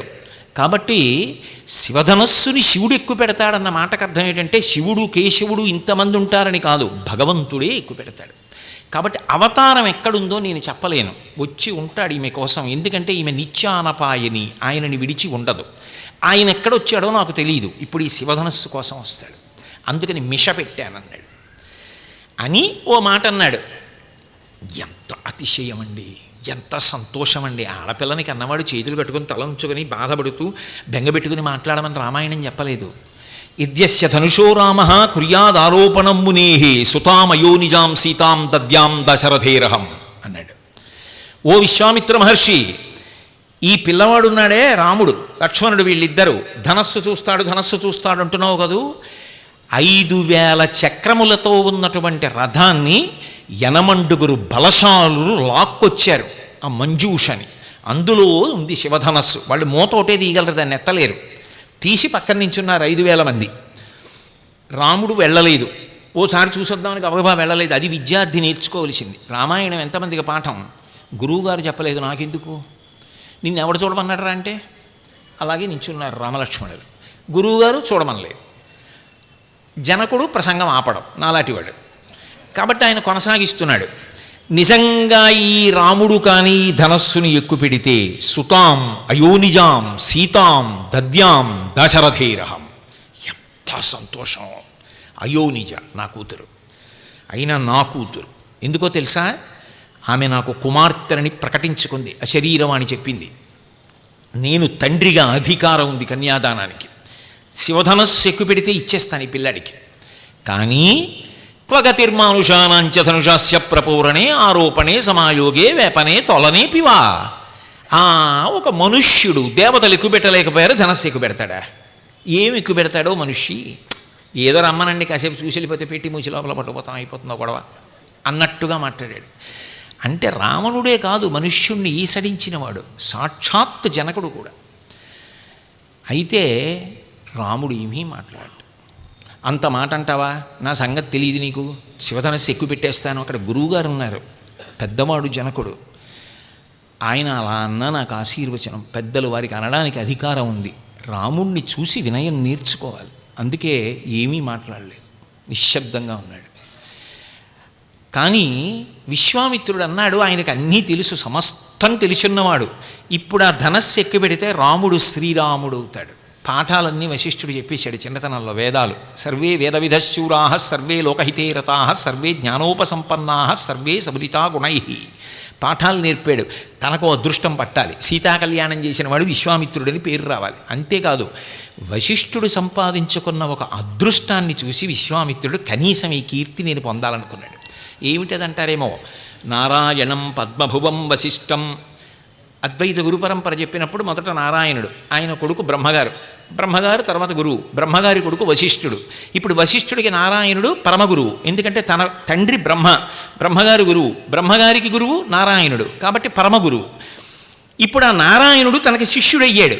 తన పరమగురువు తనకి శిష్యుడయ్యి వస్తే తన పాఠం నేర్పుతున్నాడు. ఇది వశిష్ఠుడు పొందిన అదృష్టం. మరి నేను అదృష్టం పొందద్దు, సీతా కళ్యాణం నేను చేశానన్న అదృష్టం పొందాలి. అక్కడ జనక మహారాజు గారు తడువుకుంటున్నాడు, ఎక్కడుంది ఈ పిల్లకి తగిన వరుడు ఉన్నాడని వెతుక్కుంటున్నాడు. నేను ప్రకటన చెయ్యాలి ఆయన రాముడిని, అది ఆయన సంతోషం. రామ నువ్వు ఎత్తేయగలవు ధనస్సు అంటే, ఏమంటే వాళ్ళు పిల్లనిస్తానంటారు, ఎందుకు వచ్చిన గొడవ అంటే మా నాన్నగారికి చెప్పి ఎత్తుతానులే ఏంటంటాడు. అందుకే ఎంత గంభీరంగా మాట్లాడతాడో తెలుసా అండి. వత్సరామ ధనుప్పస్యా ఇతి రాఘవమబ్రవీత్. వత్స, ఏమి పిలుపు అండి అసలు, ఎంత ప్రేమ ఆ శిష్యుడి మీద, ఏవి రామాయణం. వత్స రామ చూడబోయ్ ధనస్సు అన్నాడు. ఎక్కువ పెట్టోయ్ అనలేదు. ఎక్కువ పెట్టోయ్ అంటే మనకెందుకండి అంటాడు. చూడబోయ్ అంటే నేను చూడనంటే క్షత్రియుడు కావు, మహారాజు కొడుకు కావు, మంచి ధనస్సు కనపడితే చూడొద్దు. నువ్వు గొప్ప కవివైతే ఓ మంచి పుస్తకం కనపడగానే తీసుకుని అలా చదువుతూ నిలబడద్దు. లేకపోతే కవివని ఎలా, ఆర్తి ప్రకటనం కావాలి కదా. అందుకని ఏదో అవకాశం వచ్చిందనుకోండి, ఓ గాయకుడు ఏం చేస్తాడు, సరసం సభమాలు సత్కరించారంటాడా, సరసం వారు కూడా సత్కరించారంటారు. ఎందుకన్నా లోపలి గాయకుడు అలా అనిపిస్తాడు. ఇప్పుడు మీరు చూశారుగా బాలసుబ్రహ్మణ్యం గారిని. కాబట్టి రాముడు మాత్రం ధనస్సుని చూడ్డు. అందుకని వత్సరామ ధనుప్పస్యా ఇతి రాఘవమబ్రవీత్, వెళ్ళి చూడవాయ్ ధనస్సు అన్నాడు. ఏమీ మాట్లాడు రాముడు. గురువు ఆజ్ఞ, ధనస్సు చూడమన్నాడు, చూశాడు. దగ్గరికి వెళ్ళాడు, చేతులు కట్టుకున్నాడు, ఒకసారి చూశాడు, బాగుందండి అని వెనక్కి వచ్చేసాడు అనుకోండి. ఇంకేం రాజకుమారుడు, అంత గొప్ప ధనస్సు కనపడితే ఓసారి ముట్టుకోనా, ఎక్కువ పెట్టనా అని ఉత్సాహం కలగలేదనుకోండి, ఇంకా ఆయన లోకాన్ని ఏం కాపాడతాడు. నృశంసం వా ప్రజారక్షణ కారణాత్ పాతకం వా సదోషం వా కర్తవ్యం రక్షతా సదా రాజ్యభార నియుక్తానాం దేశధర్మ సనాతన. విశ్వామిత్రుడు చెప్పిన పాఠం అయినప్పుడు అడగద్దు. అందుకని ఆయన అన్నాడు, గురువుగారు ఈ ధనస్సుని చూశాను, ఇదం ధనుర్వరం బ్రహ్మన్ సంస్పృశామి ఇహపాణినా యత్నమాంశ భవిష్యామి వేపనే తొలనే పివా. గురువుగారు చాలా అద్భుతం అండి ఈ ధనస్సు, అదేం లోకంలో కనపడే ధనస్సు, శివధనస్సు అది. ఇంత పెద్ద ధనస్సు గురువుగారు మీరు అనుమతిస్తే మాత్రం దీన్ని ముట్టుకుంటారు, మీరు ఎక్కువ పెట్టమంటే ఎక్కువ పెడతారు. ఎందుకని, ఒక వీరుడిగా నా యొక్క లక్షణం అది, చెయ్యాలి. అది కూడా వద్దు అంటే నేను చెయ్యి. ముట్టుకోమంటారా, ఇదం ధనుర్వరం బ్రహ్మన్ సంస్పృశామి ఇహపాణినా యత్నమాంశ్చ భవిష్యామి వేపనే తొలనేపివా. ఆ తర్వాత దాన్ని ఎక్కువ పెట్టే ప్రయత్నం చేస్తా. ముట్టుకుని ఒకసారి చాలా బాగుంది లెంపలేసింది అండాలెట్టి వెళ్ళిపోలేను, ఎందుకంటే రాజకుమారుణ్ణి. ముట్టుకున్నాక పట్టుకోవాలనిపిస్తుంది, పట్టుకున్నాక ఎత్తాలనిపిస్తుంది, ఎత్తాక వింటినారి విప్పాలనిపిస్తుంది, విప్పాక కట్టాలనిపిస్తుంది, కట్టాక లాగాలనిపిస్తుంది, లాగాక ఏమైనా అవ్వచ్చు. అప్పుడు ఎందుకు చేశావని అనకూడదు కదా గురువుగారు, మీరు ఒప్పుకుంటే చేస్తానని. అంటే విశ్వామిత్రుడు తాను ఏది కోరుకున్నాడో అది జరుగుతోంది. ఒరే సీతా కళ్యాణం జరగాలరా అని అనకుండా సీతా వివాహానికి కావలసినటువంటి ప్రాతిపదిక వేసేసాడు. రామాయణం జరగడానికి ప్రాతిపదిక మారీచుడిని కొట్టడంలో చేయించాడు. అందుకని అలకలల్లాడగని ఆ రాణ్ముని ఎటు పొంగెనో అప్పుడు సంతోషించాడు. ఇప్పుడు ఆ మారీచుడు సీతాపహరణానికి బంగారు లేడిగా రావాలంటే సీతమ్మ రాముడి పక్కకి రావాలి. ఇప్పుడు అది జరగాలి. అది చెప్తే రాముడు ఒప్పుకోడు. చెప్పకుండా కథ నడిపించాలి. అది విశ్వామిత్ర ప్రజ్ఞ. ఎక్కువ పెడతానంటే ఒరే తప్పురా, అలాంటి మాటలు ఎందుకంటావు అంటాడేమిటి గురువుగారు? రాజకుమారుడు ధనస్సు ముట్టుకుంటాను ఎక్కువ పెడతానంటున్నాడు. అందుకే ఏమీ అనలేదు. బాఢమిచ్చేవతం రాజా మునిశ్చ సమభాషత అన్నారు మహర్షి. బాఢం ఉపనయన ప్రక్రియలో ఎక్కువ కనపడుతుంది ఈ మాట. అలాగే అలాగే అన్నది బిగుసుకుపోయి అనరు. అంటే అలాగే బాఢమిత్యేవతం రాజా మునిశ్చ సమభాషత. అడగకపోయినా జనక మహారాజు గారు అన్నాడు. ఆయన విషయం ఏమిటంటే ఏదో వెళ్ళా పిల్లాడు ఎత్తపోయినాడు, నేను పెట్టి కింద పడిపోతే పెట్టి లోపల పడిపోతే ఓ కథ అయిపోతుంది. విశ్వామిత్రుడికి భవిష్యత్తు తెలుసు, కానీ అంతకన్నా ఎక్కువ మాట్లాడితే అవన్నీ మనకు ఎందుకు లేని గురువుగారని రాముడు అంటాడు. అందుకని తన గౌరవం పోగొట్టుకోడు. అందుకని కనుసైగా చేశాడు.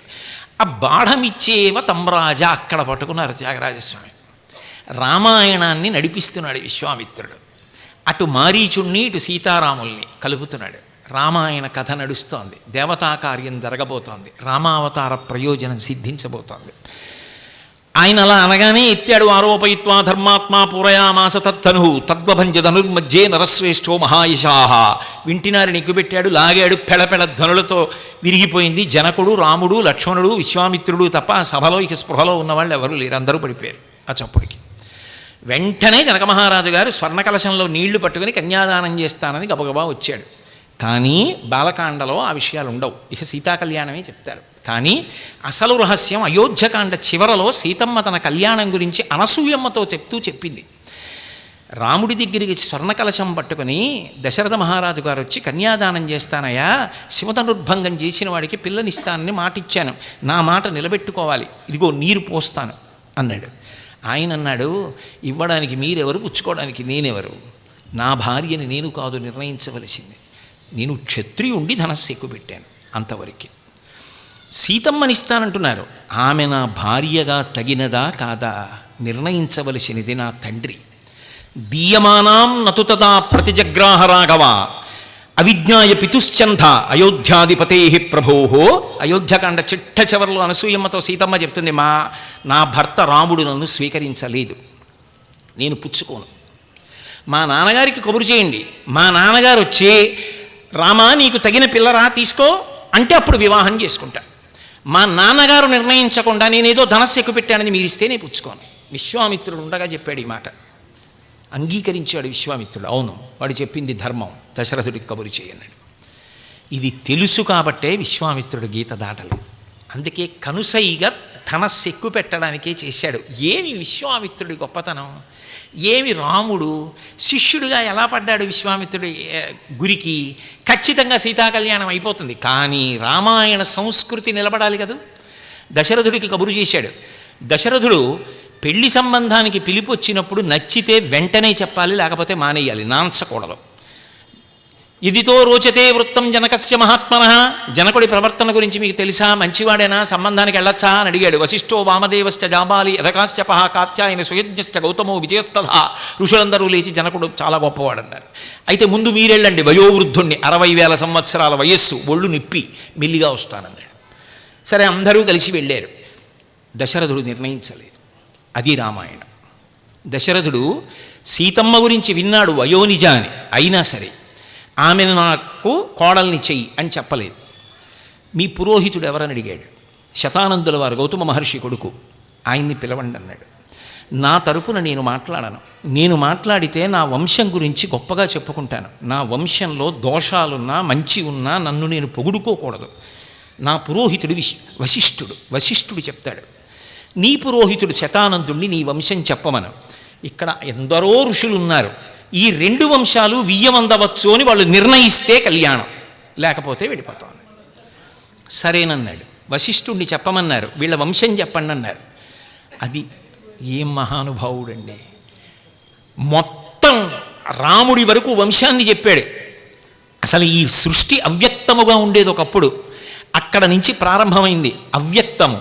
దాని నుండి బ్రహ్మ కొడుకు మరీచి కొడుకు కశ్యపుడు కొడుకు సూర్యుడు కొడుకు మనువు కొడుకు ఇక్ష్వాకువు కొడుకు కుక్షికి వికుక్షికి బాణుడికి అనరణ్యుడికి పృథువుకి త్రిశంకువుకి దుందుమారుడు లేక యవనాశ్వుడు, వాళ్ళకి మాంధాతకి సుసంధి ధ్రువసంధికి ధ్రువసంధికి భరతునికి అసితునికి సగరునికి అసమంజసునికి అంశుమంతునికి దిలీపునికి భగీరథునికి కకుత్సునికి రఘువుకి ప్రవృద్ధునికి శంఖనుడికి సుదర్శనుడికి అగ్నివర్ణుడికి శీఘ్రకుడికి మరువుకి ప్రశస్యరుడికి అంబరీషునికి నహుషునికి యయాతికి నాభాగునికి అజునికి దశరథునికి రామలక్ష్మణ భరత శత్రుఘ్నులు 4 కుమారులు. ఇది వీళ్ళ వంశం.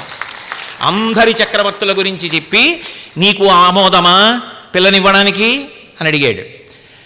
ఇంతకన్నా గొప్ప వంశం ఎక్కడుంటుంది? పరమ సంతోషం. కానీ నా వంశం కూడా చెప్పాలి కదా, మీరేది చెప్పారో అది నాకు అన్వయం కదా, నా వంశం నేను చెప్పకూడదు కదా. నా పురోహితుడు శతానందుడు చెప్తాడు.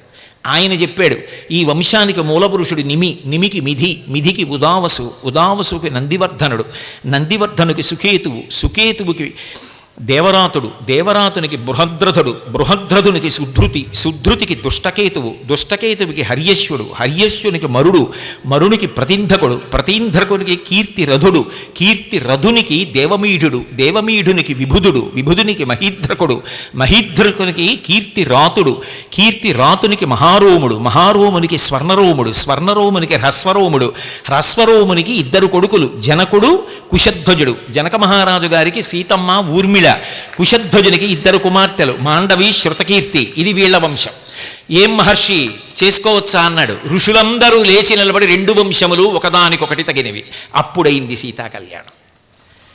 ఒక కనుసైగతో సాధించాడు. ధర్మం తప్పకుండా కళ్యాణం చేయించాడు. ఆ కనుసైగ తెలిసి ఆ కనుసైగ చేసినప్పుడు శివధనుర్భంగం జరిగేట్టు చేసినటువంటి విశ్వామిత్రుడు అప్పుడు రాముని అలకలల్లలాడగని ఆ రాణ్ముని ఎటు పొంగెనో. నేను అనుకున్న పని అయిపోయింది. మనుష్యలోకానికి కావలసిన వరాన్ని కట్టబెట్టేస్తున్నాను. రామావతార ప్రయోజనం అయిపోయింది. రాముడు శ్రీరాముడు అయిపోయాడు.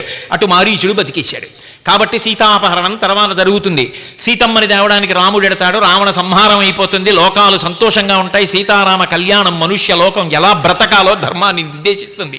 అందుకని కనుబొమ కదిపి సంతోషించాడు. అలకలలా అడగగని. రామాయణం మీద ఎంత అధికారం ఉండాలండి. 4 వాక్యాలు రాయాలంటే ఒక కీర్తనకి ఎక్కడా పేరెత్తకుండా. అది త్యాగరాజస్వామి అంటే. నేను విహంగ వీక్షణం చేశాను సుమండి, నేను వివరంగా చెప్పలేదు, మన్నింపబడేదనగాక. కాబట్టి నేను అథవా ఎందుకు చెప్తున్నానంటే ఆయన స్వతంత్రంగా హరికథ రచించి పాడారని చెప్పడం చాలా తేలిక. కానీ ఒక రచన వెనక ఎంత కష్టం ఉంటుందో, దాని మీద ఎంత అధికారమును పొందితే మూలాన్ని తప్పకుండా రచన చేసి పాడగలరో అర్థం చేసుకుంటే సాంబమూర్తి గారి యొక్క తపో దీక్ష అర్థం అవుతుంది. ఇటువంటి పరమ పవిత్రమైన సభలో, అందున త్యాగరాజస్వామి వారి యొక్క ఈ ఉత్సవాలు జరుగుతున్నటువంటి చోట సీతారాముల పేరు తీసుకొచ్చిన విశ్వామిత్రుడి పేరెత్తేటప్పటికీ సీతారాములు కూడా ఇలా 2 చేతులు ఎత్తి నమస్కరిస్తారట. ఎందుకంటే గురువు అన్ని నేర్పాడు. నిజానికి స్నాతకం చేశాడంటాను నేనైతే. అన్ని నేర్పాడు రామచంద్రమూర్తికి. అటువంటి విశ్వామిత్రుడు, వశిష్ఠుడు, రామచంద్రమూర్తి, సీతమ్మ, శతానందుడు, దశరథుడు, ఆ వంశాలు, చక్రవర్తులు, ఈ పేర్లన్నీ ఎత్తడం అంటే ఎంత అదృష్టం ఉండాలి. వీడు ఎక్కడో తిరుగుతూ ఉంటాడు, ఇలాగే పాడైపోతున్నాడు, ఈ ఉత్సవాలకు ఎప్పుడు రాడు, ఓ భిక్షాటనలో పాల్గొనడు, ఏదో వచ్చి 4 మాటలు చెప్దువు కానీ విలే అంటే ఏదో కూతకు అలవాటు పడినవాడు కాబట్టి వ్యామోహంతో వస్తాడు. వస్తే ఏదో మాట్లాడతాడు, మాట్లాడితే రామాయణం గురించి మాట్లాడి తరిస్తాడు, ధన్యుడవుతాడని నన్ను తరింప చేయడానికి ఇది మిషగా అడ్డుపెట్టి బాలసుబ్రహ్మణ్యం గారు నన్ను ఇక్కడికి తీసుకొచ్చారు. వారికి వేళ పట్టున వినడం గొప్ప కాదు, వేళ తప్పి వినడం గొప్ప. రామాయణం మీద ఎంత అనురక్తి లేకపోతే వేళ దాటాక మీరు విన్నారు. సాధారణంగా మంగళం చెప్పే సమయానికి నేను ప్రారంభం చేశాను ఇవాళ. కాబట్టి మీ అందరికీ నా హృదయపూర్వక కృతజ్ఞతలు తెలియజేస్తూ స్వస్తి.